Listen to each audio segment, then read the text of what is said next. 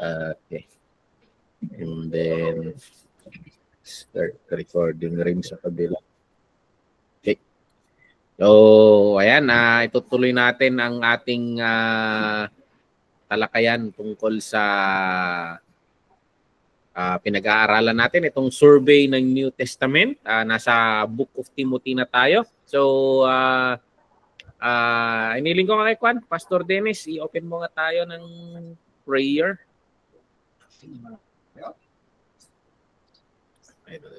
Lord, thank you. Okay, sa ating Panginoon, sa pag-aaral, Lord God, pinipot ni Panginoon, ideas, science, God, aralin namin ng gabi, sa first Timothy, bless mo bawat sa amin, kahit anong nabalakan, sa namin, subukan mo noon, sa amin dito sa support, ugaw, lino, Panginoon, bless mo tayo noon, sa importante sa Panginoon, Lord, bless mo din ang aming teacher, the Brian, Holy Spirit mo, Panginoon, sinibigay ng kalibangan, Panginoon, sa kanilang isipan, kung nangyayari, so God, sa buhay ng mga believers, Panginoon, sa Panginoon. Ngayon, gamit namin, kasi ito ang pagkakaroon. Ikaw po manguna, Spirit mo magtrabaho sa amin, Lord, ikaw lang tayo mapapatulihan. Himit namin, Amen. So, ayan, praise the Lord. Thank you, Pastor Dennis. Pag-aaralan natin ngayon ang Book of Timothy. Itong manual natin kay Pastor Bill Seidler, pinagsama niya ang 1st and 2nd Timothy. Pero paghihiwalayin ko ito kasi may mga magagandang didiinan natin sa kabilang libro rin. Hindi lang tayo mag-overview, makikita rin sana natin yung content ng isa, yung 2nd Timothy. So, ayan, itong mas maganda itong 1st Timothy kasi yung context nito medyo sa ating mga pastor, mga nag-aaral, nagtuturo sa church, medyo malapit-lapit sa atin ito. Kasi ang context ng aklat na ito, nagsusulat si Apostle Paul sa isang pastor. So, ang kausap niya rito, hindi general na church, kundi paano makipag-usap si Paul sa kanyang kapwang manggagawa. So yun yung konteksto nito. So siguro sa aming mga pastor mas yung very beneficial ito sa amin kasi paano yung turo rin ni Paul sa mga pastors na dumadaan sa mga challenges sa ministry, mga ganon. So, it is a perspective na paano maging pastor, yun siguro. So actually, itong 1st and 2nd Timothy, napakalaking tulong personally sa akin ito. It helped me prepare sa call ng Panginoon sa buhay ko. So, marami akong na-reflect dito. Especially, pagdating sa ministry, I think you always think of yourself as a young man. Sa isip ng bawat isa sa atin, sabi nga nila, hindi raw tumatanda ang isip. You always look at yourself na hindi qualified, kulang, mga ganon lagi yung perspective. And I think that is reality sa challenges ko nga sa ibang mga ministers. Alam niyo ba nung inumpisahan nila Pastor Benny ang Tribal Gospel Mission? That is 1987. So atras ka ng konti. Of course, the Pastor Kitong is 70s. But when they start to establish Tribal Gospel Mission, mga nasa around 20s sila. Nasa 20 1983. So bagong panganak ako doon. So mga nasa 25, 26. And sa akin, magsisimula sa ministry, nasa 37, 38. And so parang i-compare mo sa kanila, parang you always look down at yourself. And isang point ni Paul dito, don't look down on yourself. Yun yung encouragement niya kay Timothy. So ito, hindi ko alam bakit ayaw mag-upload itong note natin dito. Try kong i-share yung slide presentation. So si Timothy, siya yung sinusulatan ni Paul on the cell. And ang pagkakilala sa kanya, pinanganak siya sa Lystra, isang malaking city rin nito. And then, so city boy, sabihin na lang natin na galing rin sa urban area si Timothy. So si Timothy is mestizo. Ang tatay niya Griego and then ang kanyang nanay ay Hudyo. So mestizo siya. So which is very strategic because he can access the mother side, mga fellow Jews nila, and then he can also do ministry in Greek. So sabihin na lang natin kung sa context natin ngayon, Ifukano. Kung nanonood ba kayo nung vlogger na yung Ifukan? you can talk with the Ilocano, you can talk with the Ifugao. So parang gano'n. So makikita natin, may mga records natin na makikita sa 2 Timothy chapter 1 verse 5 and 3:15 na si Timothy ay lumaki siya sa paggabay ng mga godly people. Yung nanay niya saka yung lola niya. So talagang makikita mo na si Timothy ay laking Kristiyano siya. So makaka-relate rin siguro ito sa mga lumaki sa simbahan. Yun naman na lang siguro ang one. So maraming preacher na hindi lumaki sa simbahan. But on this context, sabihin na lang natin, hindi naman siguro pastor yung mga parents niya. But ang makikita natin dito ay laking simbahan si Timothy. So, ayan. Most likely, naging Kristiyano si Timothy by the age of 15. So, of course, from pagkabata, because the parents are Jewish, so may idea na. So maybe lumaki siya sa pagpapalaking Jewish perspective. Pero ang pagiging Christian niya, yung pag-introduce sa kanya sa the Lord Jesus Christ is around age 15. So ayan, and Paul is considering him as a son in the faith. So personal siguro ito na bunga ng ministry ni Paul. And siguro laging nandun, young people siya during that time. Maybe the community is hosting Paul. And they serve Paul. Makikita natin yan sa 1 Timothy 1 verse 2. Nabanggit yan. So, ang experience ni Timothy, makikita natin na naging assistant si Timothy sa ibang ministry ni Paul. Traveling companion, maganon, sumasama siya. I don't know kung during that time nasa mentorship setting or arrangement ito. But yun, as a second missionary journey ito. Second missionary journey. Ayaw talaga ma-upload, mag-link yung note. So, ayan. And ano pa ang information natin sa kanya? Bumibisita si Paul sa mga churches, and involved si Timothy sa mga pagbisitang yan. So, ayun. Link ito sa yung ministry na bakit siya nalagay sa Ephesian Church. Dahil si Timothy familiar na rin sa area yan, so maybe magkasama silang bumibiyahe dyan. I think doon sa pagbiyaheng yon, doon na build ang malalimang relasyon nila Paul at Timothy. So, ayan.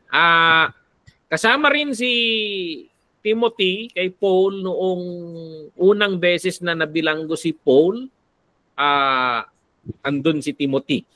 So, and then nung napakawalan si Timothy, napakawalan si Paul, sumasama si Timothy doon sa ministry sa Ephesus. So, yun yung dahilan siguro na noong hindi magampanan ni Paul or hindi na, sabihin na natin na tinatawag ng Panginoon si Paul sa ibang area of ministry, si Timothy na ang iniwang in charge doon. So, naalala ko kaninang umaga, nag-testimony si Pastora Jenny sa church.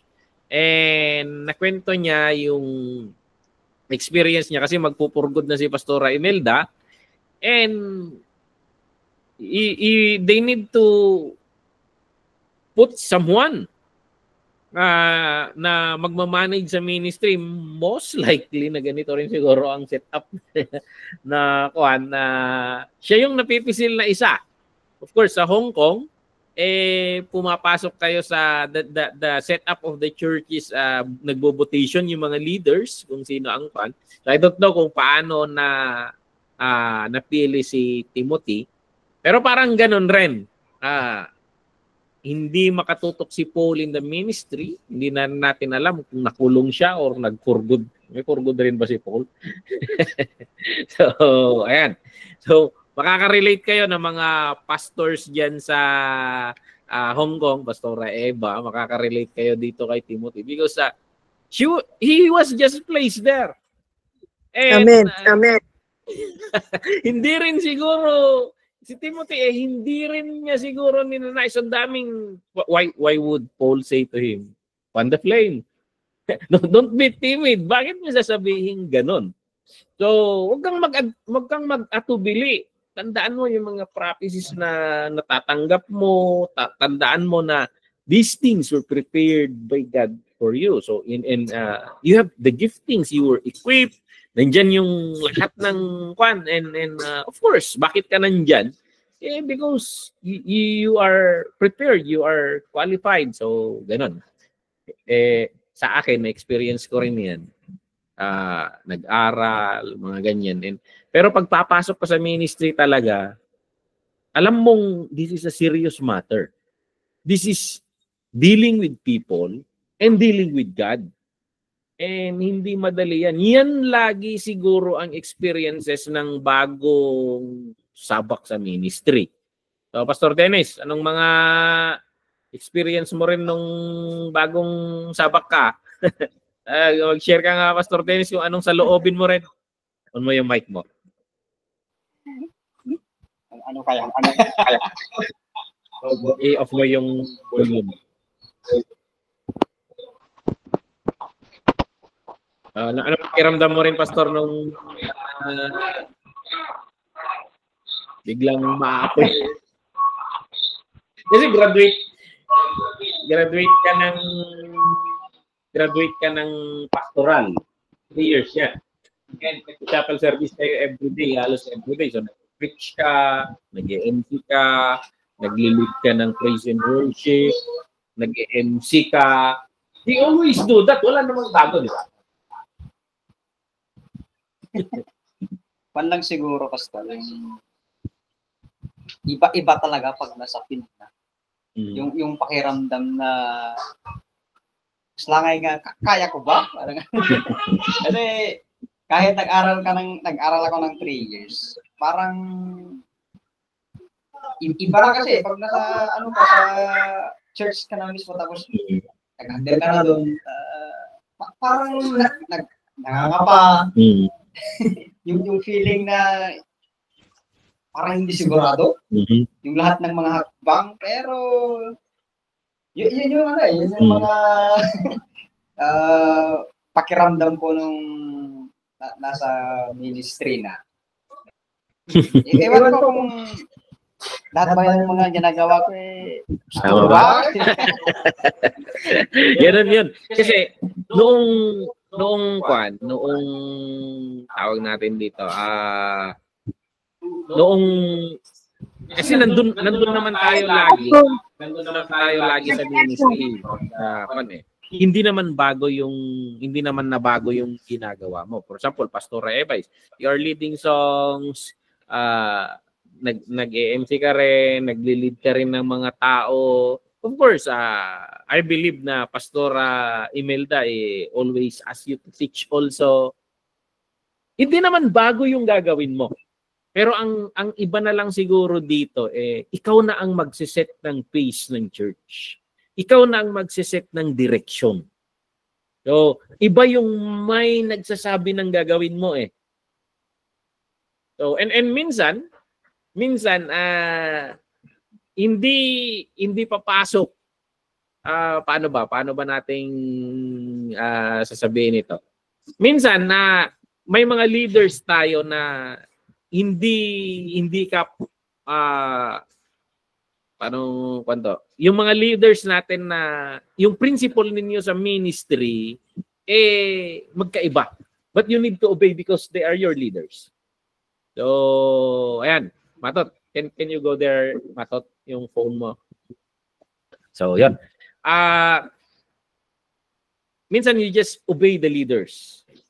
Pero pag ikaw na ang nasa leadership, mamimiss mo yung mga yon. Sana meron yung nagsasabi ng gagawin ko. Sana meron yung magsasabing tama ba ito? Wala na Ikaw na yung nasa taas. So I think that is the situation of Timothy dito. And then, hindi niya parang nakukulangan si Pablo. Parang ganon. Parang hindi nakikita ni Pablo yung mga bagay-bagay na ini-expect niya kay Timothy. So, and he used this epistle to instruct, to guide Timothy. So, this is very helpful, sabi ko nga. So, actually, lagi yung pinipreach to dito sa Bible School to. So, pag they ask me to preach in the chapel, dito ko inuhugot because I'm preparing them na. Darating rin yung panahon na dadaanan nila yung dinaanan natin na mga nagsimula sa ministry. So, yan. Regarding Timothy, nabanggit rin in the tradition, sabi nila, it's not recorded in the scripture, pero sabi ng mga oral tradition na naipasa na Timothy died as a martyr under mga Romans. So he died for his ministry. He died in doing what the Lord is asking him to do. So we praise God niya kasi in the areas na nagsiserve tayo, wala itong mga ganitong situation. So, hindi tayo taga Iran na doing the work of the ministry means suicide. Wala tayo sa China. Wala tayo sa kung ano-anong areang gipit ang faith. So, eliminated yun sa mga iniisip natin. Wala yung sense of fear. Ang fear natin, fear of criticism. Fear of not satisfying people. Yung mga ganun So, bihira. So, but yun, malapit-lapit sa puso ni Paul itong Ephesian Church. And kaya may direct hand siya. I think Timothy is a handpicked one. Handpicked by Paul to pastor the church dito. So nasulat ito mga around 62 to 64 AD. So Paul was ministering in other places and may issues sa church. May mga problem, that's why Paul was sent there to solve the problems. Of course, sa atin ngayon, we praise God kasi medyo stable ang church ngayon. Sabihin na lang natin na kapado natin yung mga traditions, mga ginagawa. May mga nuances tayo sa understanding ng theology, but hindi ito mga major ones. Na ang case nga nila sa Ephesian Church may major na nga ang problem nilang mga doctrines at the same time may issue of immorality, corruption, scamming, may mga ganyan pa. And halo-halo na yung problem nila dito. So ayan yung context nito, bakit sinulat ni Paul ito to instruct Timothy kung paano niya i-handle yung situation. So, ayan. Many years, sabi natin kanina, magkasama itong dalawa, bumibisita sa iba't ibang mga lugar, nagmi-minister. So, ayan. Paano gagawin ni Timothy yung ministry niya? Paano niya isa sa katuparan? So, Timothy is like Pastora Eva, and Paul is like Pastora Imelda. But Pastora Imelda is not writing epistles. She will just call you, chat you. So, you can always contact. Hindi kagaya noon na wala. Kung si Paul ay nandun sa kulungan ngayon or sa sitting ngayon, hihintayin mo yung barko na iikot. Tapos kanino mo ipapasa yung sulat? I-scroll na yan, yung papyrus na yan, paano makakarating. But we praise God sa mga situation na ito, pag may mga nakakaharap tayong mga issues sa church, we can consult, marami tayong i-consult. We can always go to our mentors. So, yun yung kagandahan. But ang tindi nga ng epistle na ito na up to now, it is helping guide us. It is helping us navigate ministry. Talagang we praise God for the yung pagkakasulat ng liham na ito. So, ang ganda ng pagka-design ng epistle na ito. So, of course, may mga issues na ako dito. Timothy was commissioned na i-confront mo itong mga corrupt leaders na ito. Mali na nga yung pamumuhay nila. Corrupt na sila. Pareho, financially, morally, mga corrupt na nga sila. And then, they bring bad theology pa. They bring kung ano-anong pamahiin na nag-uugat sa mga genealogies yung sinasabi dito. So, speculative lahat yung mga tinuturo nila. They talk about itong mga bloodlines, mga ganun yung buti na lang hindi issue sa atin. May mga, alam niyo bang may mga countries na there are other messiahs? Okay lang kasi dito sa atin, the one claiming, sabi na lang natin Kibuloy, at least hindi niya kiniklaim na siya mismo si Kristo. But yung mga area na Ethiopia, hindi kiniklaim nila na sila yung Messiah under the descendant of Solomon. Kasi Ethiopia, sinasabi nila may anak si Solomon and the Queen of Sheba. Parang ganun, and they claim the bloodline. May mga issues na ganun. Kaya big deal yung tinahanap nila yung bloodlines. Walang issue sa atin na ganyan. So, Timothy needs to confront these people. And nahahati ito sa dalawang sections, malalaking section. 1 Timothy chapter 2 hanggang chapter 3, and then chapter 4 hanggang 6. So, ayan. Practical instructions yung mga ito na paano haharapin ni Timothy yung mga challenges ng church na ito. And then yung pangalawa, 1 Timothy ito, yung ibang ibang section, may dalawang tula na pinagsasama itong malalaking bloke na ito. Ang pinaka-idea ng sulat na ito, kung ipo-point natin kung anong punto ng sulat. So, ang pinaka-idea ng epistle yung how the community behaves. Sabi na lang itong mga churches natin, kung anong pinaniniwalaan nila, may direct na connection yan on paano namumuhay at umaasta ang mga mananampalataya.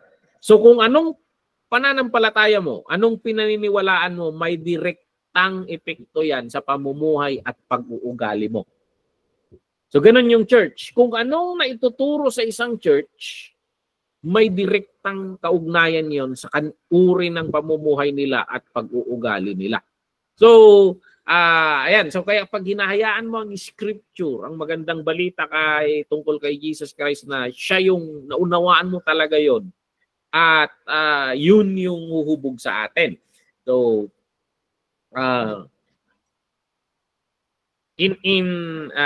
always talk about balance. Ayan yung kasi si Jesus Christ when he came full of grace and full of truth.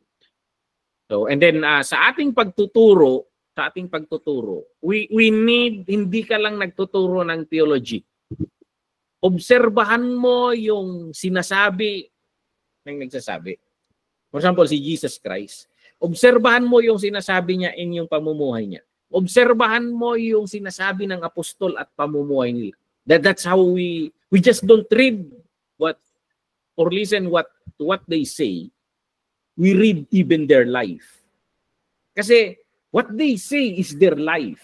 Yun yung kan natin eh.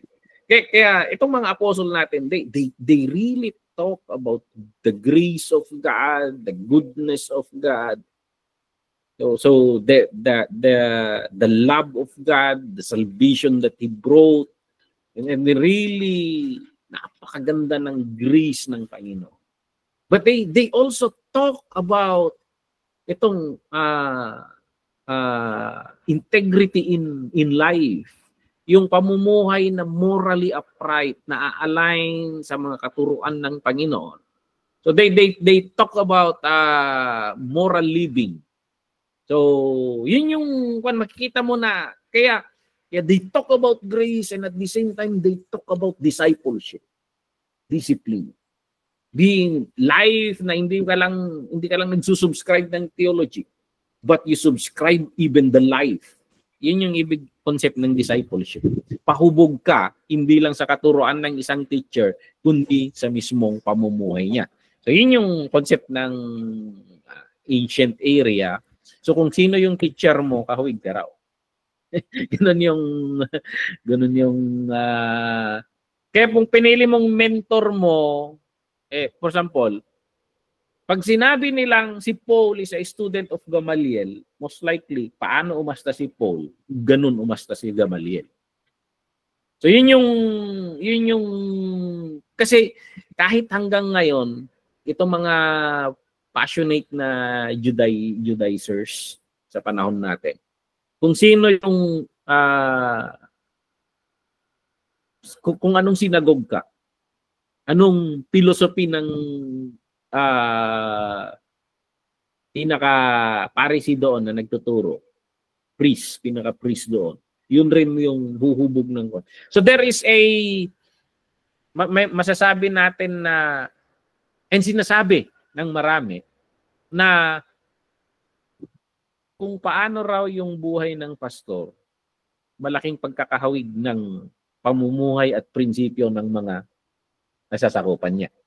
So kaya that is also paanong term natin dito. Yun rin siguro ang paalala sa atin ng mga pastors na hindi lang tayo nagtuturo. Actually, naipapasa natin ang buhay natin sa iba. So kaya nga hindi natin kaya nga pagkuan binabanatan natin yung wag mong tingnan yung ginagawa ko.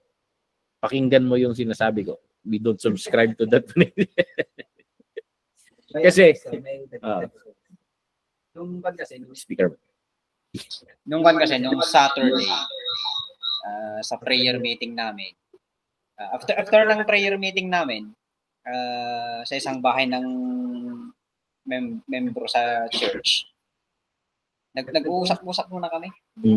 Umuwi na yung mga iba, tapos yung may bahay na lang, tapos ako, yung mag-asawa. Tapos may nabanggit siyang dati daw, yung lalaki na yung asawa ng isang mundo. Sabi niya, pag pumunta daw yung tatay ng yung manugang, katubakan.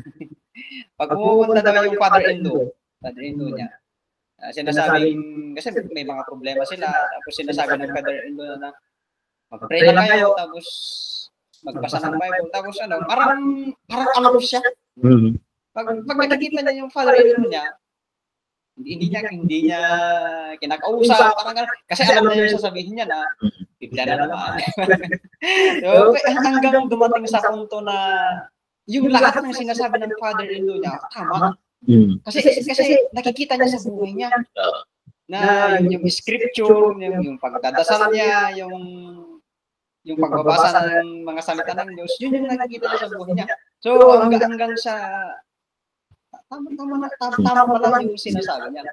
So ang ganda nga, kaya hanggang ngayon parang yun din yung humuhubog sa kanila. I think we can say dito, people can debate our theology. They can challenge what we teach, but they can never debate our life.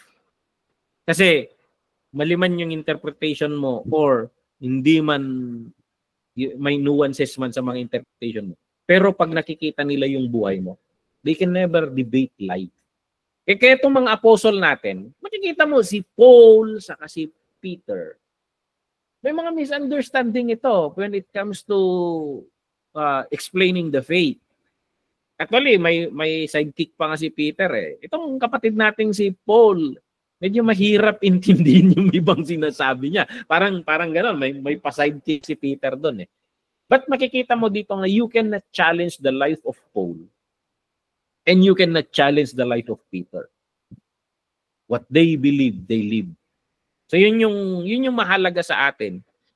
Minsan, ito binabanggit niya rin na tingnan natin yung pamumuhay natin para walang masabi ang tao. Yun yung theologies kasi is not meant to be put in the brain. It is meant to be lived out. Hanggat hindi mo na isa sa buhay yan, theory lang yan. Di ba may sinasabi tayong theoretical and actual? Kaya you meditate, kaya yung sinasabing meditate on the words of God, the teaching of the Lord. Kasi when we meditate, ma-i-instill yun hanggang sa subconscious mind natin, and kahit nga minsan hindi ka na aware, pero lumalabas sa buhay mo yung mga pinaniniwalaan mo. Yung mga instant, hindi mo nabasa yung mga verses, but you decide on this matter na yung pagdi-decide mo is based on the principle of the Word of God. So parang yung mga kambing baka. And kahit tayo, when we eat, bakit nila chinuchu yung damo na kinakain nila? Para yung nutrients, it goes in. Maraming Kristiyano kasi binabato natin ang salita ng Panginoon, but wala nang meditation ngayon ng mga Kristiyano in this busy world. Kaya maraming Kristiyano, daming kinokot na bersikulo. Kaya ito bersikulo, databiyag mo, kastamot kunada. It does not reflect. So tama yung observation mo, Pastor. Yun yung maganda yung sinabi niya na they can debate yung pagiging religious niya, yung pagiging Biblia. Pero a person who live out what he believe, they can never, hindi nila madidebate yung buhay mo eh. Kasi yun yung magbe-break sa kanila na tama naman yung sinasabi niya. Bakit hindi ko matanggap? Nakikita ko naman sa buhay niya. So, ayan, yan yung So, balik tayo doon sa big idea. What a Jesus community believes will directly shape how that community lives and behave. Okay? That's why sa mga organization, meron mga statement of faith. Kasi those statement of faith will somehow be translated in lives of the people. So, ayan. Yun yung kaya minsan may mga organization na they require you yung statement of faith. They require you of that. So, first, pag Mormon ka, pwede kang mag-asawa ng marami. So parang ganun rin yung the theology of procreation. So, ayan. First Timothy. Sinimulan ni Timothy itong bungad ng ni Paul, I rather say. Inumpisahan niya yung na binanatan na agad yung parang napaka-strange naman ng katuruan ng mga taong yan. Parang ganun yung niya sa bungad pa lang. Itong mga taong ito sa speculation nila ng New Old Testament, dami nilang sinasabing mga bawal na pagkain, huwag kainin ito, makatulaw dagitoy. So, ayan. And then sabi nila, huwag na tayong mag-asawa because ang pag-aasawa actually lust of the flesh, kung nadaditan, kung anong sinasabi. And Paul started he goes back to Genesis. Ang Panginoon, lahat ng create niya, it is good.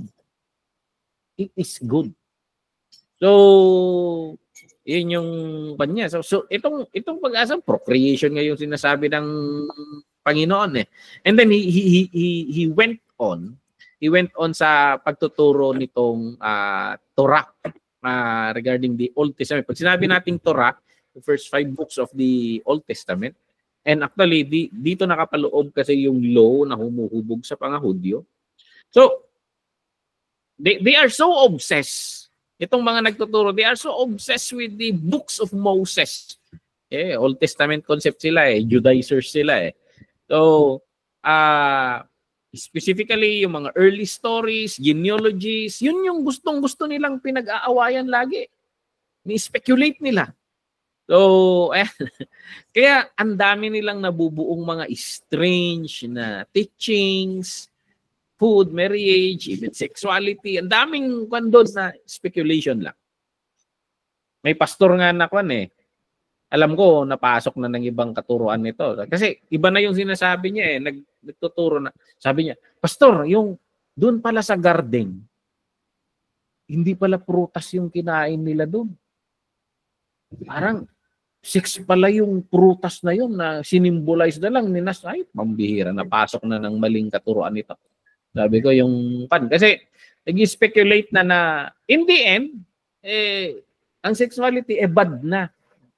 Yun yung kalalabasan kasi doon. Bago nga nangyari doon, sabi ng Panginoon, be fruitful and multiply. And in the human sexuality, you need that to reproduce. So, ayan, your theology will somehow affect your life. So ayan. Pinangalanan ni Paul ang iba sa kanila, Alexander Hymenaeus. Dinescribe yung mga teaching nila na hinahatin, puro controversy, mga ganon. Dinidistort nila yung dinidisciple ni Paul sa church na gusto ni Paul maging faithful ang mga tao kay Jesus Christ, maging genuine sila in their love and in their faith. Pero hindi. Mga nonsense ang pinag-aawayan. Anong pakialam natin sa bloodline na yan? Anong pakialam natin sa mga bloodline na yan? So, so parang ganun. So,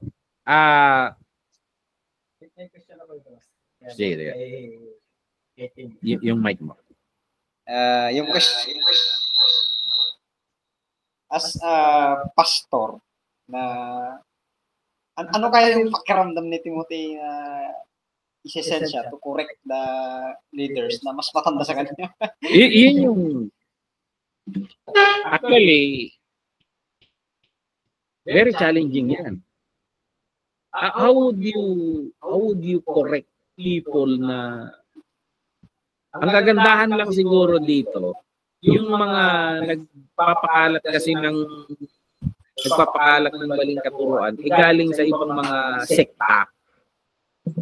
Yung sekta ng Israel, o sabihin na natin Gnosticism, Sabellianism, yung ibang teaching, yung mga corrupted na Christianity, Ganun yung, na-penetrate kasi nila yung church eh. Maraming nakasubscribe sa, siguro nakapollow sila sa mga vlogs ng mga ito. And pumasok, and itong pag nagturo naman sila doon, itinapasok naman yung fan, and then bibring ng confusion. And then, Hymenius and Alexander somehow tagalabas ito. Hindi naman tagaloob itong mga to eh. Hindi makikita mo doon sa Church of Ephesus, hindi sila part ng leadership. Hindi sila part ng leadership. So sa ibang church siguro na ibang church na finish nila yung pananampalataya doon. So mahirap talaga na actually isang challenge sa akin noon nung bagong pastor ako sa church. Paano magtuturo ako, Lord?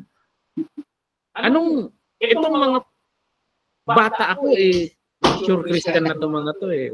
How can I teach these people? They should be teaching me. They should be mentoring me. Kaya ang pumasok sa isip ko noon, the Lord trained you in one manner, wala sa in life, in discipleship, nandun sila. But the Lord invested in you to understand in the interpretation of this scripture. Na sa makatwirang pagpaliwanag ng scripture. So, there is a science of interpreting, and in the science na tinatawag natin hermeneutics. And the Lord trained us on, like theological training and we keep on equipping ourselves. So I look at myself na hindi ko itinuturo ito dahil mas marami akong alam sa inyo. Itinuturo ko ito dahil kasi may point doon na sinabi rin ni Paul kay Timothy, hindi dahil inuro ng mga magulang mo, hindi dahil na rin mo sinabi, kundi dahil ikaw mismo na natutunan mo. Sabi niya rito. And sa akin hindi ka naman magtuturo ng hindi nila alam. Actually, alam na nila yan. You are just reminding people and this is what the Lord is teaching. So you are inviting them to study with you the scripture. So yun yung, example, I preached this morning about transactional worship and relational worship. Alam na natin yan eh. Yun lang, I managed to craft the sermon in a parang new belief. Parang nagluluto ka lang kapag nilagyan mo ng bago. Rini-arrange mo yung play ko, yung process ng parehong kulay rin lang ang siniserve mo eh. Nagbabago lang yung presentation. So parang ganun. Of course, lalo na bata siya. Baka-relate ka talaga kay Timothy kasi yung kanya maninibago ka. Pero sinasabi ni Paul, alam mo to eh. Hindi dahil sinabi ko, dahil napag-aralan mo rin, natutunan mo rin. And siguro, ang mas maganda sa atin, we are not correcting problems. We are not correcting talagang maling doktrina. What we are doing is reinterpreting, showing them what nandun. Sa kanila wala silang scripture. Kahit itong natanggap ni Timothy na liham, alam ba nilang scripture yan? It's a letter of instruction. It's a letter of instruction. So, yun yung one. So, yung nararamdaman mo sa Dennis, si Timothy, ang sagot niya dyan, the feeling is neutral. The feeling is the same. So there's nothing new under the sun. At yung mga susunod na maging pastor, ganyan ulit ang pakiramdam nila.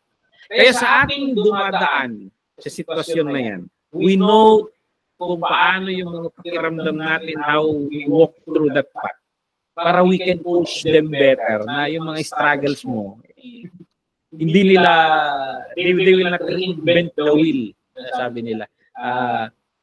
Ang mangyayari sa kanila maturuan na natin sila, ma-coach natin sila para they can be more productive than us. Parang si Jesus, he will do greater things. So, yun yung ginagawa rin ni Paul dito. Tino-coach niya si Timothy. So, si Timothy can be more productive in his assignment. Now, dito, tutuloy natin dito, Paul talks about the Torah. Sabi ko, ang daming speculation dito. He corrected their way of using the Torah.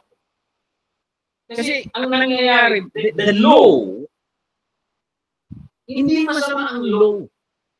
May turo ako na, the law of God is grace. Bakit? Law nga yan eh. Bakit mo sinabing grace, Pastor? Hindi. Alam niya, bibiyang nga ako gusto matitatao na nagsusulpot. But giving them the law is grace. So that umayos sila sa lakad nila. Gusto ng Panginoon na umayos sila sa lakad nila, sa pamumuhay, makasunod sila, maka-align sila sa Panginoon, at yung law na yun, gagabay sa kanila. Gagabay sa kanila. So, hindi negative ang law. Yun yung tinuturo ni Paul dito. So, ang law, pag maganda ang pagkaunawa mo sa law, ma-appreciate mo yung grace. Ma-appreciate mo yung grace. Kasi ang ibibigay ng law, ma-realize mo yung human nature natin. Grabe pala ang corruption natin bilang humans. Kasi pag tinitingnan mo yung law, guilty. Pambihira, wala nang tama.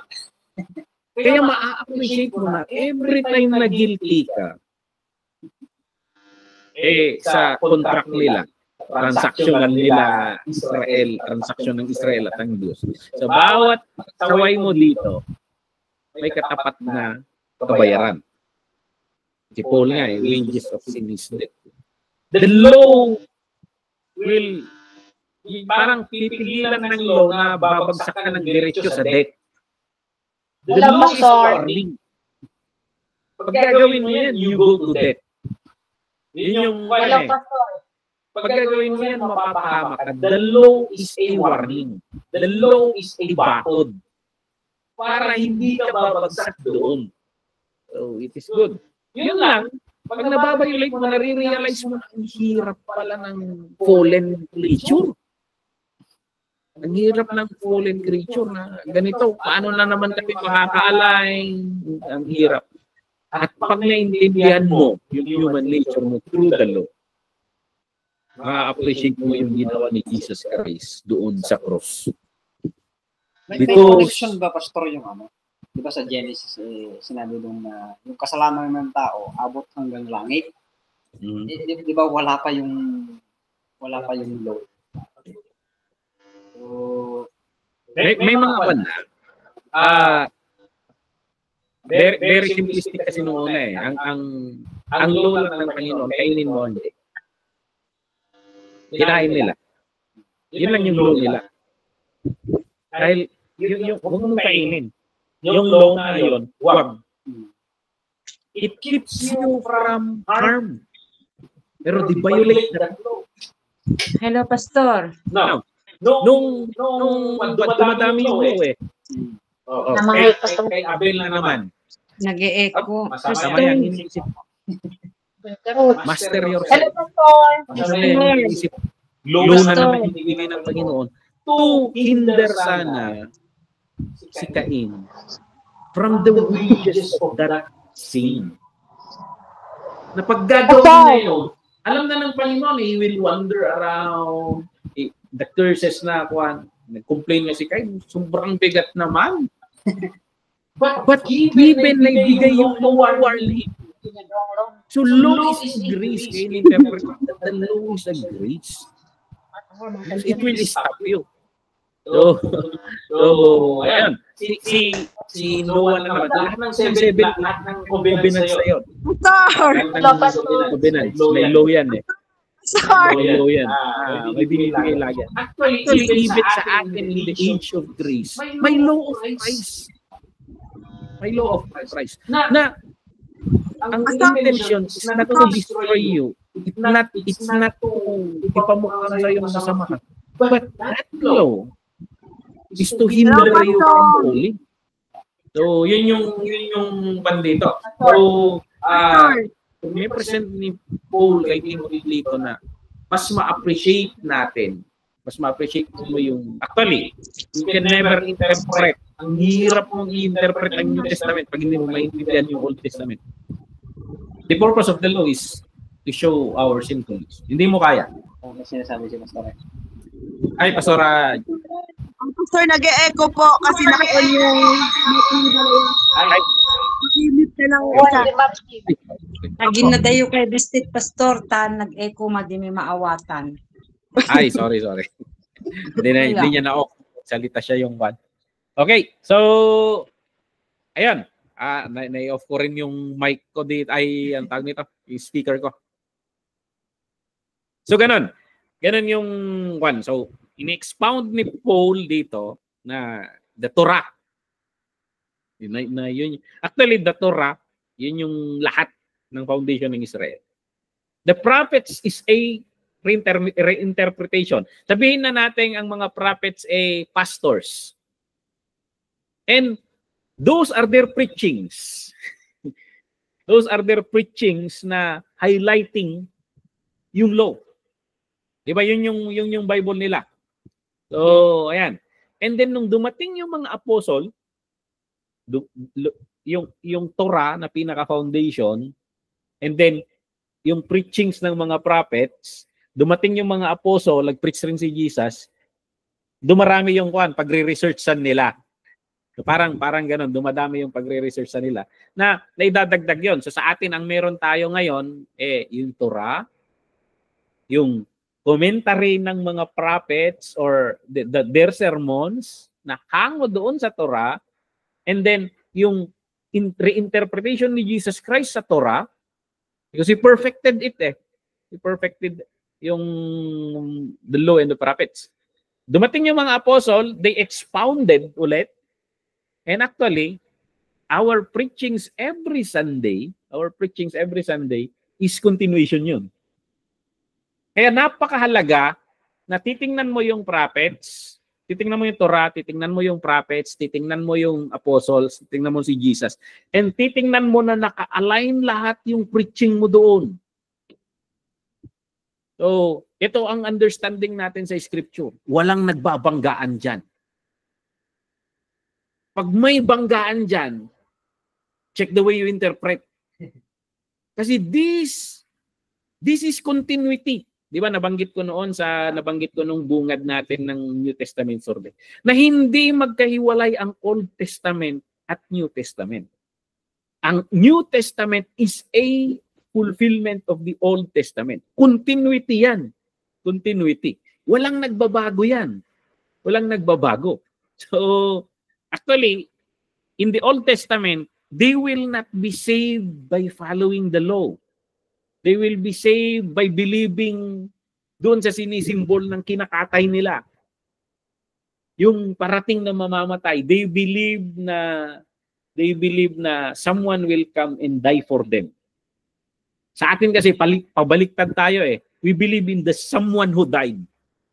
Kasi after history tayo, after tayo ng kamatayan ni Kristo. Pero salvation in all of this age of mankind is the same. Sina Adan at Eva, how will they be saved? They believe on the butchered sheep na who gave them clothing.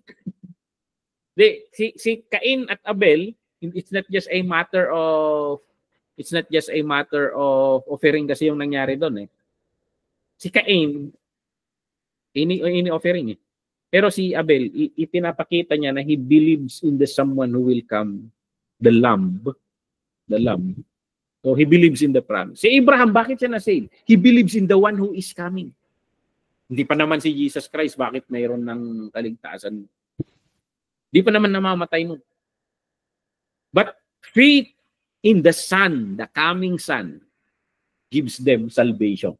So, walang salvation sa law. The law is just kahit i-perfect mo yun. Walang salvation. Hindi makakapagbigay yung law ng salvation.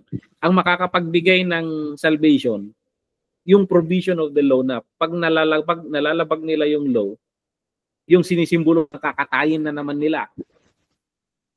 The sin offering.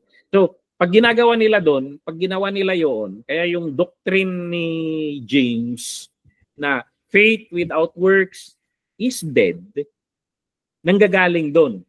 Bakit ka kakatay ng tupa? Because you believe. Because you believe in the one coming. So kaya nila ginagawa yung ritual because they believe. Sabi natin, tingnan natin, babalik tayo doon. What you believe affects what you do. Bakit mo kakatayin yung tupa? Because you believe. Because you believe in the one coming na sinisimbolize. So, si John the Baptist noon, look, the Lamb of God who takes the sins of the world. Ligtas ba si John? He believed. He believed. So, kahit anong age ka dyan, kahit anong covenant ka, it is always believing in the one coming. Sa atin, believing in the one who came. So,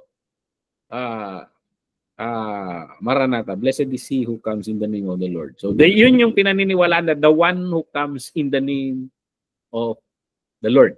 So, ayan. They never preach. Na-distort lang kasi nung panahon ng mga Pharisees na they think they will be saved by following the law. No. You will be saved by the provision of the law.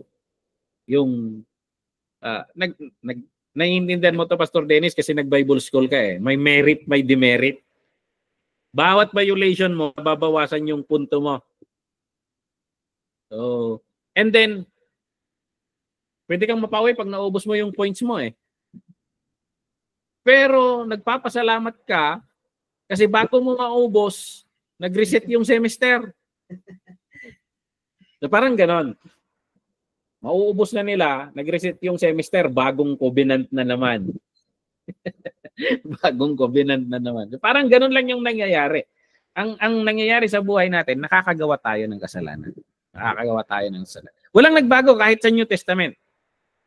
Pag nagkasala ka, pag nagkasala ka, you go back to the ally. Kakatayin mo yon. Because the blood takes away the sins. Ngayon, kung nagkasala ka ngayon, walang nagbago. Kaso hindi ka kakatay. Pupunta ka sa kinatay. Si Jesus Christ. You always go back to the cross. You always go back to the cross. Because His sacrifice is once and for all. So, yan yung tinuturo ni Paul dito. In-expound niya na yung tamang understanding of the law. Yung tamang understanding of the law yung kinuha niya.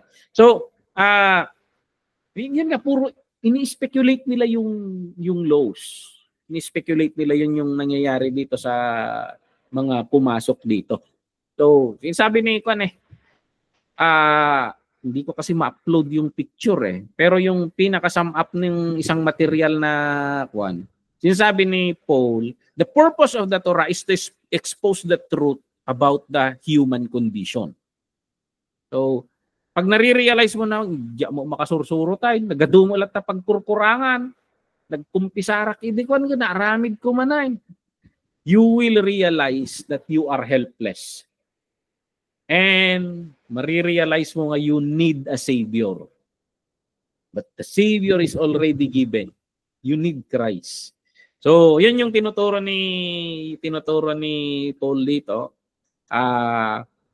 Faithful, teaching that faithful to Jesus results in a love and genuine faith. Mapa-appreciate mo yung ginawa ni Jesus sa cross because it will always save you from your kasablayan. You just go to the cross. Si mablaya man na po, pwede ito nga pagrikrikutan. Tunukan, na ito yung manayin. But the Lord will always save you. He is always on that cross. You go there. His blood is always there. So, ayan. Messiah came to save sinful people. So, pag walang law, hindi mo marirealize na may sablay ka. At pag hindi mo nare-realize na may sablay ka, you will never need a Savior. You will never need Jesus Christ. Yun yung pinupunto ni Paul dito. Kaya napakaganda ng law kasi na-identify mo na may something wrong. May something wrong. And pag may something is wrong, delikado ko dito. There is a Savior. So, ayan. Yan yung unang part ng binahagi ni Paul dito sa Kwan. Nag-conclude siya rito sa chapter 1 verse 17, and he worshiped to the King of the ages the honor and glory. So, yun yung kanya. Now, sa chapter 2 to 3, yung mga instruction naman ni Paul for Ephesus. So, sa church, kasi pabasa mo rin to sa church. Sabi ni Kwan, hindi lang sa atin ito, para alam nila yung instruction ko sa'yo, at alam nila na susunod sila sa'yo. Kasi naaayon ito sa instruction. So, sa chapter 2, verse 1 to 7, nananawagan si Paul na gumawa kayo ng prayer meeting. Parang ganun kung didiretsuhin natin eh.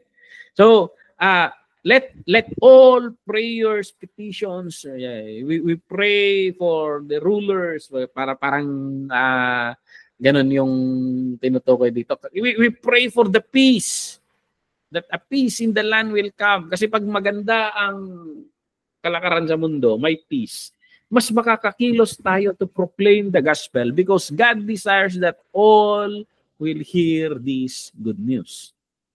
Kung ganito na hinahunting tayo, paano ka makaka-proclaim yan? Tatago ka dyan, patakbo-takbo ka dyan. Pero pag may kapayapaan, pag pinipray natin itong mga leader na ito at maayos ang lahat, mas maganda ang pagpapakalat natin ng magandang balita. So we pray for people in authority. So, ayan. Kararag tayo, Lord, give them emperor wisdom, ipakita mo po, pa-realize mo sa kanya na nga, madiday tararamidan na, kapag patayin na tipapada na nga tao. Tapos lakas diyo, sa bali lang pananaw na, tiraan daan. So, kapag amuna mo nga tao isuna, mabati mo nga Diyos isuna. God emperor edi eh. Kaya't na isuna lang ti Lord.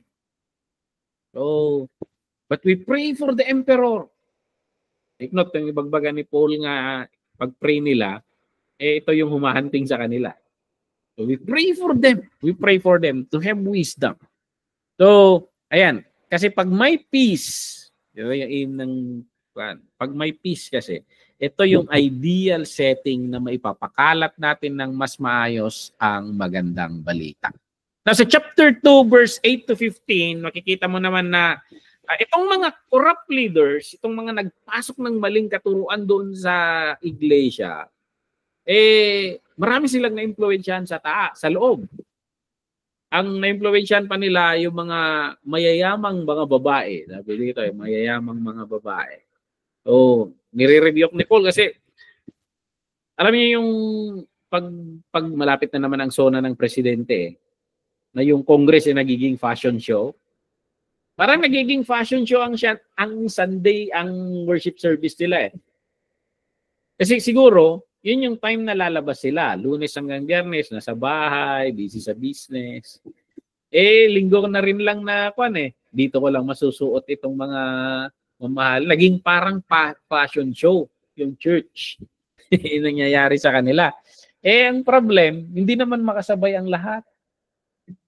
Kasi hindi naman mayaman ang lahat. So, nakukuha yung iba.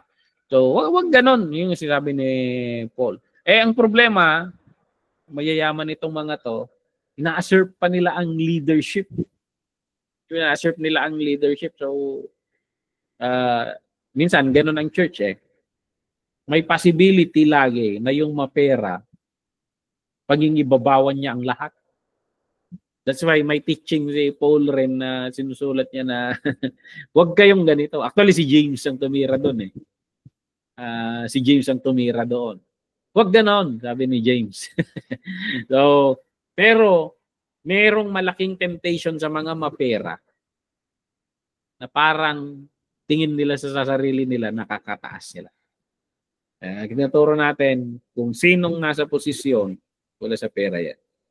So, yung kung ano nang danon, we need to submit to the people in authority. Yun yung So, dito lumalabas sa chapter 2 verse 12 yung sinabi ni Paul na I don't allow them to teach or have authority. Yun yung babae. Naging debate ito. Kasi parang sinasabi ni Paul na hindi pwedeng maging pastor ang mga babae.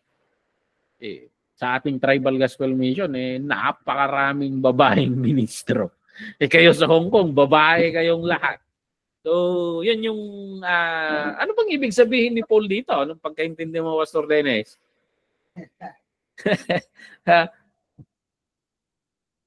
Pwede bang mag-preach ang mga babae? Kasi dito papasok yung sinasabi ni Peter na may mga minsan kasi pag nagsusulat si kumparing Pablo, may mga mahirap intindihin minsan, sabi ni Peter.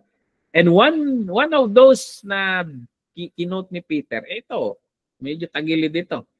And nag-aaway-away ang Christendom, pati ang Christendom, kasi ini-argue ng iba na hindi pwedeng, may naka-raise ng kamay, si Ate Mariette. May question, Ate Mariette? Awan, Pastor, tatay idiyan ko dito. Ay, okay. So, dito, hati ang Christendom dito sa view ng women in ministry. So, yung maraming part ng Christendom, ang in-embrace nila yung hindi pwede. Sinabi ni Pablo yan eh. Makikita mo ba, wala namang talaga dyan, sabi nila. Pero kahit umatras ka nga sa Old Testament, merong nagngangalang Deborah doon. So, meron pang iba siguro. Pero hindi na nasusulat. Matras ka. Dito nga sa New Testament, may tinatawag si Paul na apostle ng pangalan ay Junia. Sa Greek kasi, may gender ang mga words. Pag nag-e-end sa A, Petra, pag nag-e-end sa A, female yan. Parang lalaki rin lalaki, babae. Parang Pilipino. Ano yung mga pangalan ng Pilipino na Dominga. Alam si Pastor Benny, ito yung issue nung bagong pumunta ng US. Kasi sa birth certificate niya, Bienvenida. Sa Pilipino, pag nag-end ng letter A, babae. So yung nagsulat rin, Bienvenida yung basa niya, babae siguro to. Minarkahan rin ng female yung gender. Laking problema ni Pastor Benny yan. Inayos niya bago sila pumunta ng US. Ganon rin sa Greek. Itong si Junia, apostle, kasama naming apostol, sabi niya, si Junia, may mga hint doon. Actually, kinote ni Paul dito sa ibang mga sulat niya sa Acts 16, may tinatawag siya na si Phoebe, si Junia, si Priscilla. These are co-ministers. So sabihin na natin may tatlong views dito sa particular verse na ito. Yung una, yung niyakap nila yung perspective na women should never lead or teach men in any church. Marami yan. Most likely Baptist, niyakap nila yan. So hindi raw pwede. So hindi raw pwedeng meron nung nag-aaral ako sa APTS, na-invite na mag-speak yung isang high ranking sa Philippine Baptist Theological Seminary. So, yung pinag-aralan ko, Asia Pacific Theological Seminary, sa kabila, yung Philippine Baptist Theological Seminary. Yung pumuntang mag-share doon sa chapel namin noon, chapel service, babae. Siyempre, ang unang bungad niya sa ating Pentecostal, there is neither Jew nor Greek, no male, no female. So, sa kanila, niyayakap nila itong perspective na women should never lead or teach men in any church. Ang bungad sa preaching ng Baptist na yun, Baptist teacher, I am not going to preach today I will just share. Anong pinagkaiba nun, pambihir? Anong pinagkaiba nung share sa teach or preach? Pambihir. Tinechnical mo lang yung term. Pero ganun pa rin ang ginagawa mo. So yun yung unang view na niyakap ng ibang bahagi ng Christendom. Hindi raw pwede yung mga babae. Yung pangalawang view, hindi pwedeng mamuno ang mga babae. Pero, pag na-equip sila, educated sila, they are now equipped to teach the Word of God. They can teach, but under the authority of male leadership. Yun yung argument ng iba. For example, pwede nating i-argue na, ang dami naming pastors ng mga babae. But we are all ministering under the leadership of Pastor Benny. Ganon sana. So ganon yung view. Ganon yung view na isa. Na pwede silang mag-act in ministry as long as hindi sila yung pinaka-top. So, may male domination pa rin dito. May male domination. Yung pangatlo naman na view, itong mga babaeng tinutukoy ni Pablo dito, yung mga taga-Ephesians lang. Sila lang. Yung case, yung problem nila doon. At yung pag-quote ni Paul, kasi kinote ni Paul yung yung case sa garden. Kasi yung babae ang nalinlang. Yung babae ang unang nagkasala. Sabi niya. Yung case raw na yon, interpretation nila, ginagamit ni Paul yun na parallelism na dahil itong mga babaeng ito, dyan sa Efeso, sila yung nalinlang. Yun yung yun yung point ni third perspective. So wala kaming pakialam yan. Sa Ephesians lang yan. So, parang ganun yung third view. So tatlong view. Una, hindi pwedeng magturo, hindi pwedeng maging pastora, hindi pwedeng maging leader ang mga babae sa buong Christendom. Yun yung sinasabi ng isang argument. Yung pangalawa, pwede silang magturo, pwede silang mamuno, pero pinangingibabawan ng nakatataas na leader na lalaki. So, yun yung pangalawang view. And yung pangatlong view, sa mga taga-Ephesians lang na mga babaeng ganyan. Case yan. Kasi sila, kagaya ni Eva, doon sa kwento doon sa garden, sila yung nalinlang. So, hindi naman nalinlang tong ibang churches. So, nagpipreach naman si Priscilla, nagpipreach naman si Junia, nagpipreach naman si PB. So, sa akin, kung papipiliin ako sa kwan, ang position ko dito is number 3. Case lang ng Ephesian yan. So I've seen so many women being used by God powerfully. I've seen so many women, they preach so well na napapahanga ka sa wisdom na binibigay ng Panginoon sa kanila. I stand with that verse na in Christ there is neither Jew nor Greek, no women, no men. We are all equal in Christ. Sabi, nung bumaba yung Holy Spirit sa Book of Acts, hindi bumaba sa mga lalaki lang. Bumaba sa lalaki at babae. And that is for empowerment. He empowered all. So, yun yung view ko dito. So, sige, what's up? Bakit kaya very attractive yung false teaching sa mga ilan sa mga church na dito sa parang alam naman siguro nila yung tama, pero bakit very attractive yung mga marikmalito sa mga ilan sa mga? I think, hindi. Yung context nila, mahirap talagang i-identify. Ang malapit-lapit na yung setting kasi natin, Christianity and different na sekta ng Christianity saka Muslim. Pero sa India, doon sa context ni Mother Victoria, pluralistic community na ang daming religion.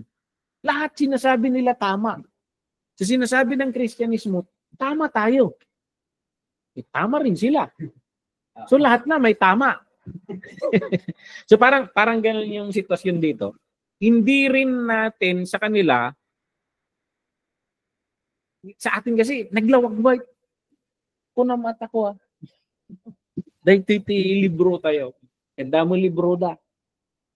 The problem, kaya yan yung pumapasok yung sinatawag nilang apologism, apologetic. How do you defend the faith? Itihaan nga kapada nga faith. So apologetics. So yung sa atin kasi hindi apologetics yan kasi Kristiyano naman ang lahat ng nakakausap natin. So pag ang kaharap mo na pagano, Mumbaki, apologetics yan. Apologetics ang in defend of faith. So actually mahirap yung sitwasyon nila, Pastor. Mahirap yung sitwasyon nila. Mahirap i-identify yung tama at mali. Kasi naihahalo yung philosophy ng Greek. Ewan ko kung nagpa-follow kayo sa Facebook yung mga Stoicism. Ang gaganda ng wisdom nila. Yung mga philosophers ng Greek, mapapahanga ka. Yung mga sina Plato, the way they process, kasi philosophy yung pinag-uusapan. The truth rin ito. Gumaganon ka talaga. Kasi they are thinkers. They are thinkers. Kaya tinatawanan si Paul na anak ng Diyos, tapos mamamatay, tapos mabubuhay. Kalokohan sa kanila. Because in the philosophy, hindi pwedeng mangyari yun. Ang divine is divine. The word became flesh and dwelt among us. That is something na hindi pwede yun. A divine is divine. Kaya kung matatandaan mo na kailangan nating i-emphasize yung view na Jesus is God and human, kailangan mong tanggapin yung dalawang truth na yun Kaya sinasabi nating kulto yung Iglesia ni Cristo. Kasi kabila lang, sinasabi lang nila, tao lang si Jesus. And then meron rin yung grupo na sinasabi nilang hindi tao si Jesus. Diyos lang siya. Nagpanggap lang na tao. Yun yung sabi nila. Pero sa atin, kailangan nating i-embrace yung dalawang view na yun. So basically, sa context nila, mas mahirap talaga. Mas mahirap. So, kung may mga pinag-aaway-awayan na mga doktrina sa Kristyanismo, simple na lang yan mga yan. For example, yung away ng Iglesia ni Cristo tapos Katoliko or tayong mga ibang Kristiyano na si Jesus tao lang. At least nagkakasundo tayo na si Jesus, kahit tao man lang sa kanila, siyang tagapagligtas. So, yun yung, kaya yung pinsan ni Mrs. na Iglesia ni Cristo, sinabi ko sa kanya, pag nagtuturo yung ministro ninyo, makinig ka. Intindihin mo kung sino si Cristo. May madadownload na app ng Bible. Magbasa ka. Sa kanila, hindi pwedeng magbasa Magbasa ka. Magbasa ka. Ang mahalaga, si Kristo ang tagapagligtas sa akin. And magbasa ka ng Biblia para mas makilala mo siya. Kasi ayaw ka nilang pabasahin. Hindi sila ang yung ministro lang nagbabasa. Ayaw ka nilang pabasahin. Magbasa ka at tingnan mo yung katotohanan doon. Pero good starting na yan. Mas magandang nasa loob ka ng Iglesia ni Cristo kaysa pagano ka. At least naririnig mo na ibabahagi kung sino si Cristo. So, ayan. Ikaw na lang ang mag-research kung totoo bang tao lang siya o Diyos siya. So, bahala ka na. So, sa akin, mas okay na yun. Kaya hindi ko binabangga ang Katolisismo. Kasi mas okay na yun. May bagay na nagkakasalubong kayo. Ang mahalaga, si Kristong tagapagligtas. So, yun yung kunting tweak na lang yun.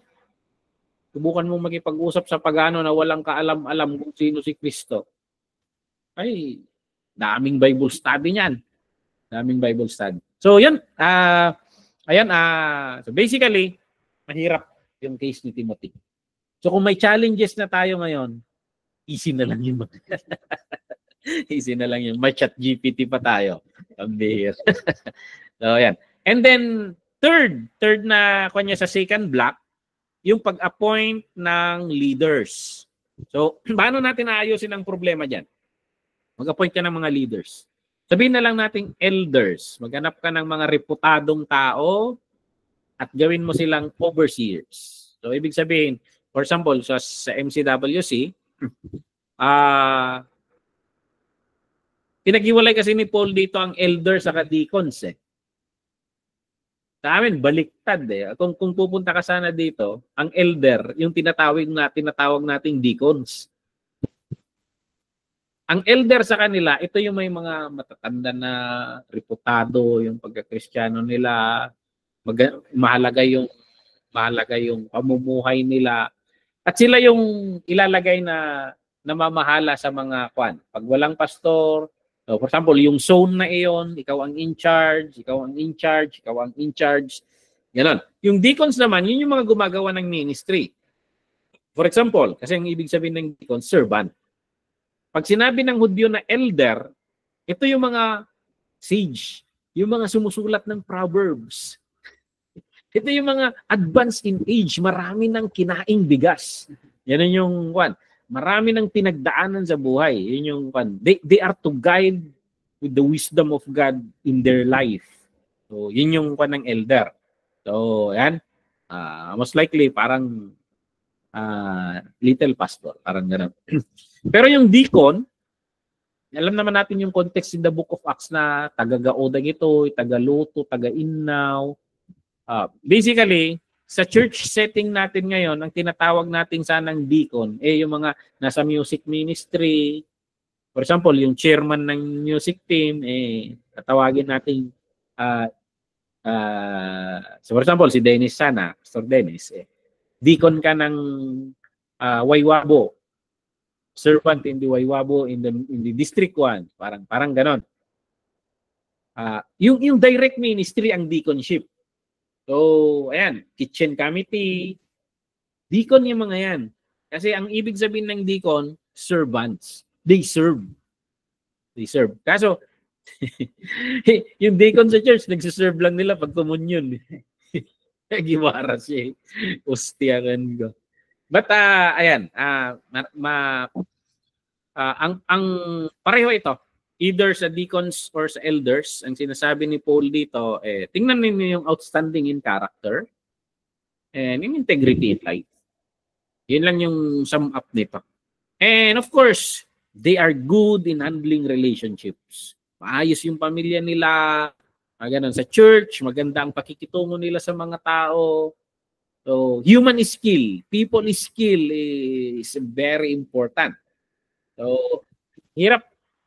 Nung simula sa pagpapastor, layo na babanggit ito may pagka-introvert ako Ang hirap.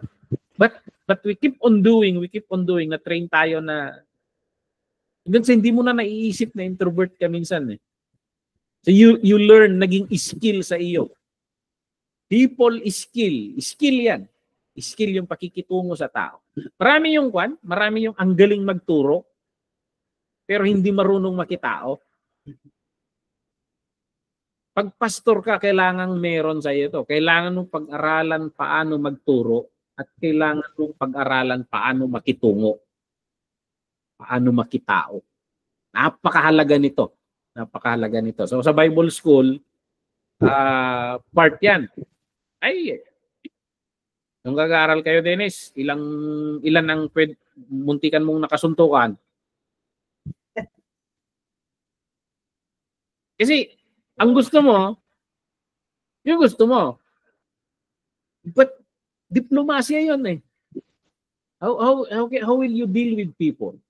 Kailangan mo yung pagpapakumbaba. Kailangan mo yung pagtitimpi. Kailangan mo yung pagpapasensya. People skill yan. So, nade-develop mo yung good manners and right conduct. But later in life, the Holy Spirit will mold that. So, hindi mo namamalayan, inayos na ng Panginoon yung and nagiging fruit of the Spirit na tinatawag natin diyan.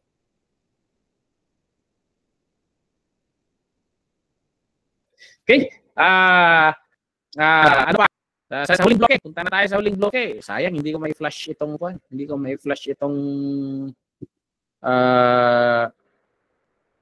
nagloloko itong notes natin. Ayaw mag-flash. But anyway, ano pa? Bakit ayaw magparang? Page unresponsive. Wait. Instruction for the Ephesians. Instruction for the Ephesians. In chapter 4, verse 1 to 16, you need to correct their bad theology. So, yung pinagsasabi nila, bawal raw mag-asawa, masama yan. So, parang,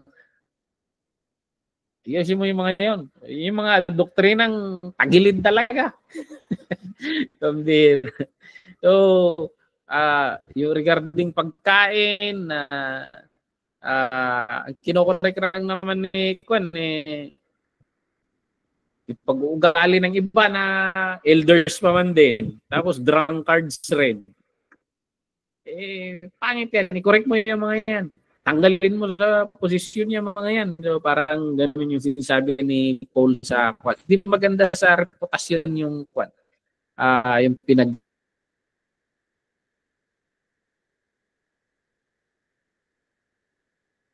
ano pa?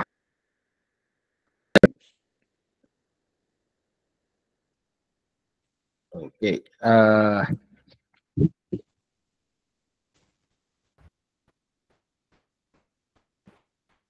Nawala. Okay. Again, widow naman, may ministry kasi. Ministry. Oh. Ano nangyari dito?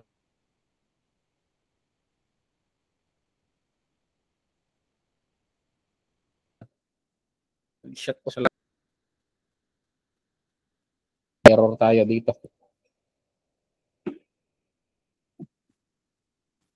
Alright. I think bumaba yung battery natin. Okay, nandiyan pa ba tayo? Balik ko lang yung notes natin. Now, meron silang feeding ministry doon kasi syempre noong itong context na ito hindi makakatrabaho ang mga babae. Ganyan yung society nila eh. So yung mga nawi-widow walang magpapakain sa kanila, wala silang mga kamag-anak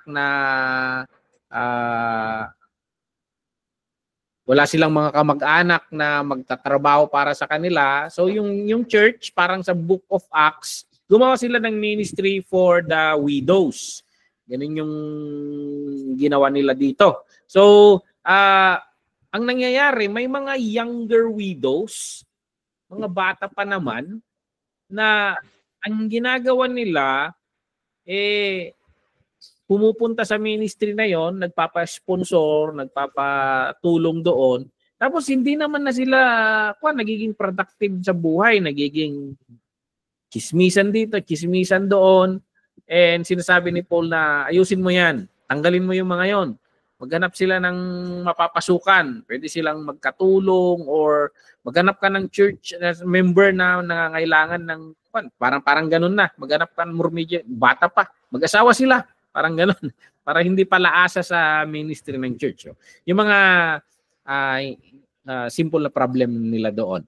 And then, sa church rin, maraming matatanda na, pero hindi magandang pag-ugali, mga drunkards. Mga Kristiyano pa man din, mga elder pa man din. Hindi pwede yon.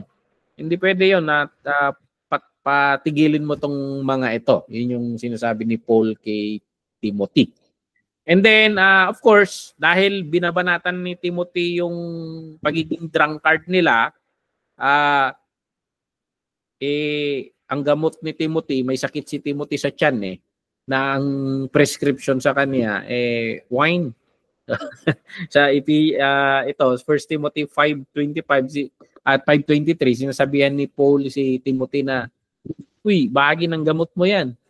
Uminom ka ng kunti. So, ayan. Kasi isa sa mga pinaka-ancient na gamot kasi is oil and wine. So, yun sinasabi ni Kwan. Ang binabanatan niya rito yung drunkenness nila. So, ayan. And sa Pilipinas kasi, lalo ka sa ating mga Pentecostalism, we totally ruled out na sinabi natin na wag na lang uminom. Wag na lang uminom. But actually, it's the drunkenness na binabanatan ng New Testament pa. Sa Israel, hindi mo mawawala ito. Kasi ang wine is parang tubig sa kanila.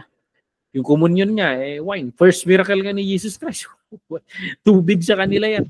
Tubig sa kanila. Pero yung drunkenness is a no-no. So, ayan. Yung mga slaves naman, ang problem sa mga slaves na nangyayari noon, dahil na ituro sa kanila na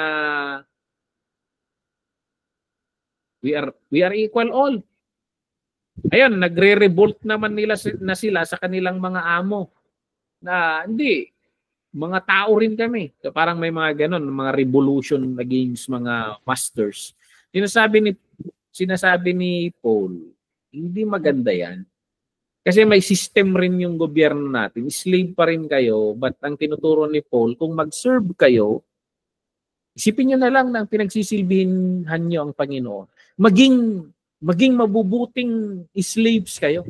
Para kahit yung amo ninyo, maantig sila sa pamumuhay ninyo. Yun yung mga basic na problem nila noon sa society situation nila.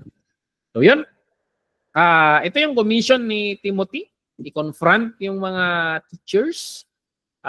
Itong mga nangihimasok kasi na nagtuturo dito, hindi lang yung doktrina nila ang pinapakon nila. Actually, yung doktrina nila is a tool para kumita sila.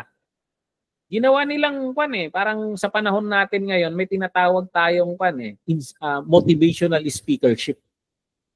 Na may presyo-presyo na pag may presyo-presyohan na yan pag nag-speak sila.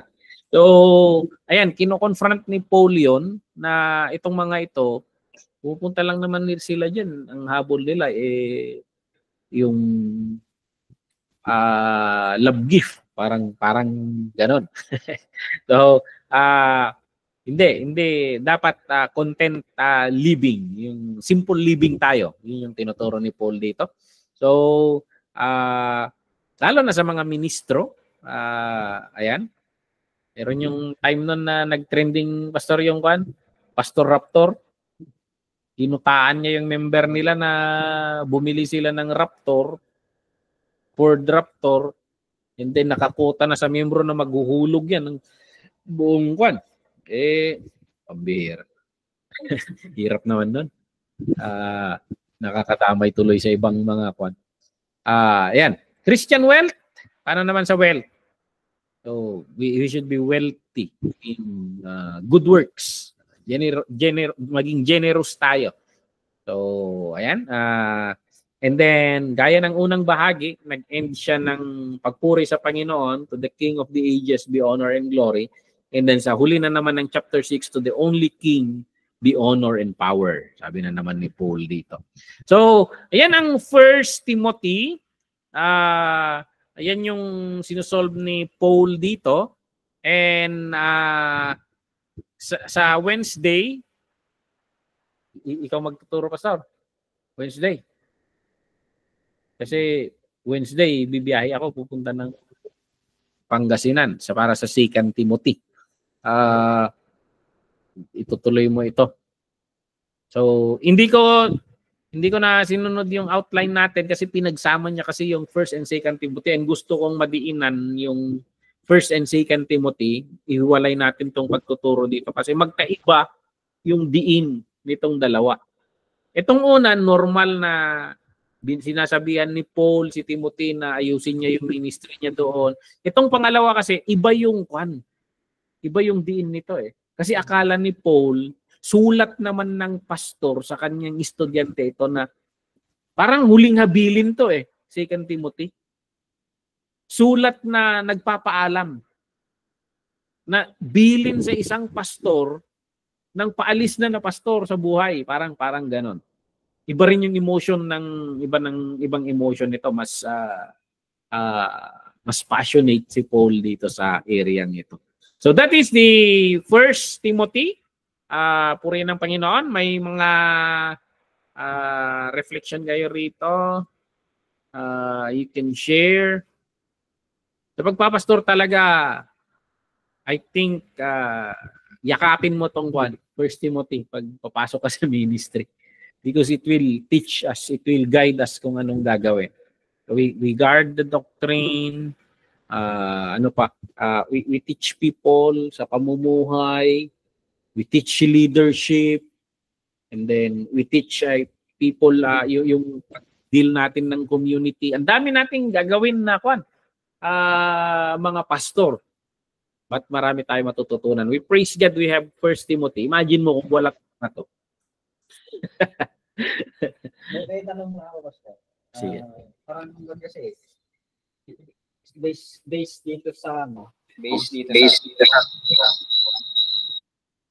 Sige. based dito sa Book of Timothy. Yung kon kasi, paano mo malalaman or makikita na yung isang church or healthy yung church? Healthy ng ano mo makikitang healthy ang church. Maraming factor 'yan. Pero ang una, ang pagbabasehan mo diyan yung Ang pagbabasehan mo 'yan yung doctrine. Una doon. Kasi kung tama yung pananaw mo, particularly yung kay Jesus Christ. Kung tama yung pananaw mo, may effect sa pamumuhay. And yung pamumuhay, faith without works is dead. And yung church, paano sila si Jesus Christ love the Lord your God with all your heart, with all your soul. Love your neighbors, you love yourself. How nagmamahalan ba sila as a community? Tingnan mo yung community, how they live as a community. So hindi rin natin pwedeng tagilid yon kasi maraming mali ang doktrina nila. Maraming mga ibang relihiyon or kulto na napakaganda ng pamumuhay nila. Pero wala silang Kristo. For example, Buddhism. Who can compete with Buddhism? Kaya sabi nga nila, Buddhism is not a religion. It's a way of life. And napakaganda ng the way they live. Good manners and right conduct, napakaganda. But they don't have Christ. So, hindi lang puro faith. Hindi lang puro faith. Yung faith na yon dapat nagproproduce ng works. Nakikita. So, at hindi lang sa individual, madali lang yung kasi i-develop mo yung sarili mo. Pero how will you grow with other people? Doon lalabas yung mga fruits of the Spirit. Nagpapasensyahan, nagdadamayan, nagtitiisan, nagtutulungan. So yun yung maraming factor, but titingnan mo rin yung of course, we start with the, is it scriptural? Do they base their belief system in the scriptures? Una yun. And then, titingnan natin yung nakikita ba sa buhay nila yung pananampalataya nila. So, individual yun. Paano yung community nila? Lumalabas ba ang pagmamahalan? Kasi parang kung si Jan ang tatanungin mo, sasagot si Jan puro pag-ibig. We receive love from the Lord. And then, we love because He first loved us. Magmamanifest yun. So, maraming tama ang doktrina, very biblical sila, pero para silang mga aso't pusa. So, kailangang mag-align lahat yon. And pag nagmamature ang isang church, gumaganda yung samahan nila, community nila. Nakikita mo yung pagmamahalan. Mapapansin mo, kahit si Jesus Christ, love. Love, love. They will know when you love one another. So parang ganun. Tama yung pagkaintindi mo sa pagmamahal ng Panginoon through Christ. Tanggap mo yung pagmamahal. Matuto ka rin magmahal. So parang ganun na setup. So maraming tatrabahuin, Pastor. Kasi if we look around sa mga churches natin, ang dami nating i-develop, ang dami nating kailangan i-develop. So mga tao tayo eh. Hindi rin naiiwasan eh. Nagtatampuhan. Pero how will you work together? How will you what? Ang nangyayari sa church,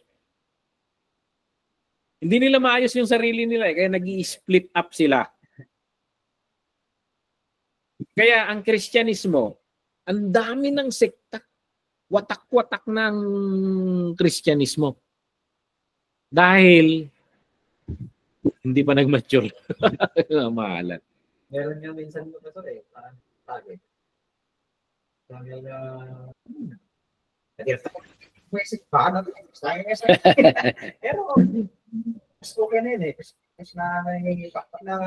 mas okay na yung hanggang na kahit parehas lang yung magkikita na may nakikita ka. Kasi yung kasama tayo na matured no ganito lang ka siguro time na kasi lagi sinatan din. That's why ang job natin is not just to preach, but actually to make disciples of Christ. Yun yung slogan natin eh, putting Christ last command first, making disciples of Christ. Paano mo ihuhubog sila sa hubog ni Kristo? Maganda ang relasyon niya sa Ama. Maganda ang mga, he can expound his faith well. And then he loves people. He loves people. So, ang pinaka-pattern natin na pastor si Kristo. Paano mo ilalapit? Ilalapit sa pattern ni Kristo.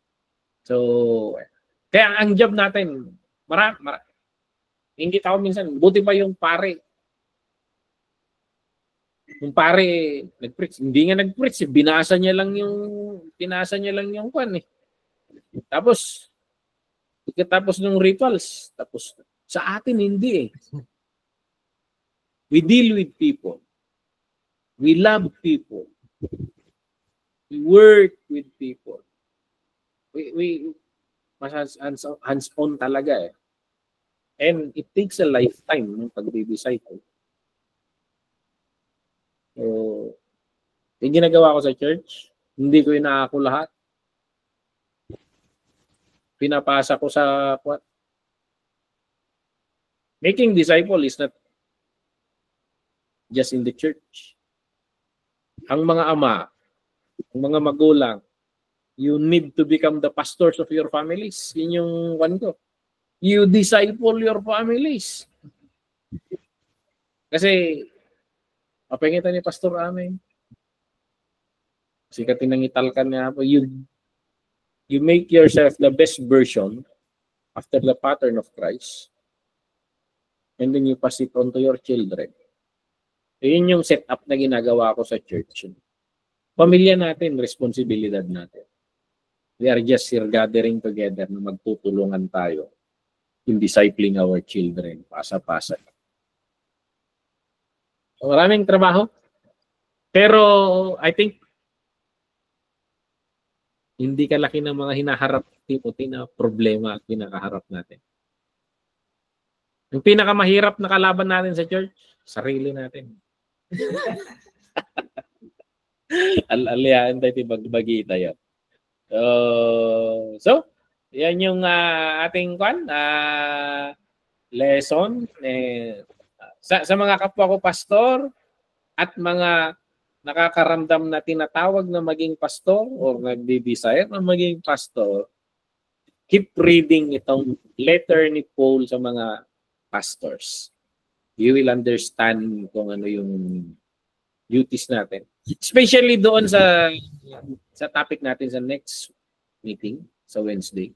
Because nagcha-charge si Paul doon eh. nagcha-charge si Paul. Ito ang gawin mo, ito ang gawin mo, ito ang gawin mo. This is your duty, this is your duty, this is your duty. So sa akin, being a pastor, ang pinaka-favorite kong manual na binabasa is 1 Timothy and 2 Timothy. Because it's specific sa calling natin. So yan, purihin ng Panginoon. Plus 11 na. And we will close in prayer. Hallelujah. Sige, let us pray. Lord, maraming salamat sa napag-aralan namin ngayon, Lord. Kahit, Lord, dito sa sulat ni Paul kay Timothy, nakikita namin yung puso mo. You want, Lord, people to be fixed. Gusto mo, Lord, na maiayos kami sa pananaw namin sa iyo. Right perspective towards God. That's why sinasabi ni Paul kay Timothy, correct the doctrines, correct the doctrines. Because right perspective, Lord, will have an effect to the way of life, to our way of life. Maraming salamat, Lord, na nakikita namin dito how you care for people. Gusto mong maayos ang pamumuhay namin.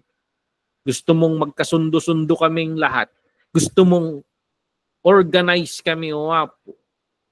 Because you are a God of order. And you want to fix your church. A church that is shining with good reputation, Lord. We shine your glory. Maraming salamat, Lord, sa pamamagitan ng liham na ito, Lord, ay mas natututunan namin ang puso mo, O God. Ikaw ang pinakapastor ng Universal Church. And Lord, kinommunicate mo yung puso mo sa pamamagitan ng maliliit na liham na ito, Lord. Sa mga kapwa naming pastor, Lord, I pray, O God, be with them. We ask the Holy Spirit to always guide us. And tulungan mo kami, Lord, sa bawat magkakaibang challenges sa mga ministry, O God. You teach us, Lord, to be more loving. Turuan mo kami, Lord, to be just like Jesus Christ, na full of grace and truth. O God. Bless mo ang bawat isa sa amin. At Lord, kahit sa mga hindi pastors, Lord, dito, may they see, Lord, the call of a pastor. So they will be able to offer themselves, Lord, to assist their pastors in this duty. So, Lord, maraming salamat. And ikaw ang mag-bless sa amin, bawat isa sa amin. Aming salamat kahit sa pamamahinga namin, Lord. Ibalik mo ang aming kalakasan. Bless mo ang mga kapatid namin kahit yung mga hahabol later sa recorded version. Ikaw ang mag-work sa pagbibigay ng kaunawaan sa amin, Lord. Maraming salamat. Itong hiniling namin sa pangalan ni Jesus. Amen and amen. Hallelujah. Good evening sa ating lahat. And